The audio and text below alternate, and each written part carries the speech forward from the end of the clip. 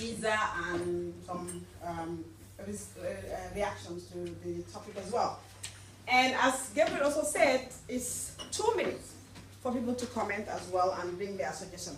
And I would just want to also emphasize that it will be important for us to come up, because the whole objective is to look at opportunities, potentialities, and challenges to for this first workshop. Then the next session we'll go into details. And if you please put that at the back of your mind as well as we come up with comments and suggestions. And I just want to start by introducing myself. My name is Lei Jobate. I came from Gambia and I live in Oslo, Norway. I run my own company.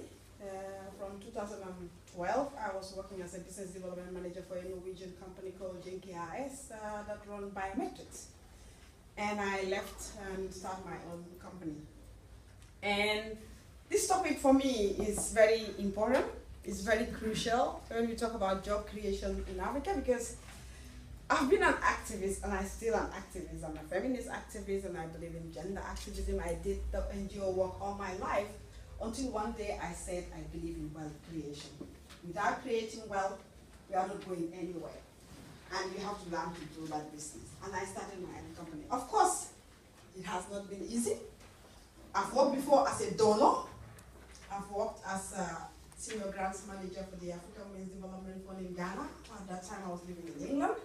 Had to go to Ghana and establish the African Women's Development Fund, which today we are proud that it's an institution that give grants to African women, the whole of Africa.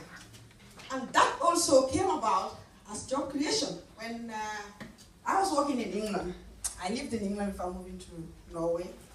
And I was working for the Akinamamawa Africa in England and as an international programs manager. And that time we had lots of proposals coming from Africa, tons of them, African women, sending in proposals. And we couldn't fund them because we were not a funding organization. It was our activism. And all of a sudden, my former boss said, you know what, why don't we think of a fund for African women? Because what was happening also is that in UK, and I'm sure it's up to today, if you're an African organization based in Africa, you want the fund, you have to have a UK-based organization to give you the money for you to apply for on your behalf. And that also we have seen was a hurdle. Two, their whole way of capacity building for lots of these organizations in Africa, it's not like we talk about corruption. And sometimes